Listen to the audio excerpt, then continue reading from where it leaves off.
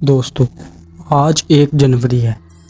گاؤں میں یہ دن بہت ہی اچھا سمجھا جاتا ہے اور اچھی طرح منایا جاتا ہے، لیکن کچھ لوگوں کا ماننا ہے کہ یہ دن ایک خونی کھیل کی طرح ہوتا ہے۔ شام کے 7 بج چکے تھے اور اندھیرا آہستہ آہستہ پورے گاؤں پر چھا گیا تھا۔ پرندے اپنے گھونسلوں کو لوٹ چکے تھے اور سڑکیں سناٹے میں پورے اندھیرے سے ڈوبی ہوئی تھی۔ علی اکیلا اپنے گھر میں بیٹھا ہوا تھا۔ اس کے والدین ایک قریبی رشتہ دار کے ہاں گئے ہوئے تھے۔ اچانک دروازے پر ٹھک ٹھک کی آواز آتی ہے۔ علی نے گھڑی کی طرف دیکھا۔ اس وقت کون ہو سکتا ہے، اس نے سوچا دل میں۔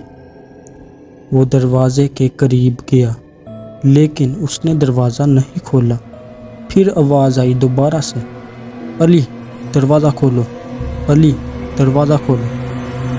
یہ آواز بالکل اس کی ماں جیسی تھی، لیکن اس کی ماں تو شہر گئی ہوئی تھی اور اس کا والد بھی۔ پھر اس نے سوچا یہ آواز کس کی ہو سکتی ہے۔ علی کی یہ سوچ کر سانس رک گئی تھی۔ اس نے دروازے کے نیچے سے دیکھنے کی بار بار کوشش کی، لیکن باہر کوئی بھی سایہ بھی نظر نہیں آ رہا تھا۔ باہر کوئی بھی نہیں تھا۔ پھر جیسے ہی وہ جا کر دوبارہ بیٹھا، پھر اچانک سے ایک اور آواز آئی، علی میں کہہ رہی ہوں دروازہ کھولو۔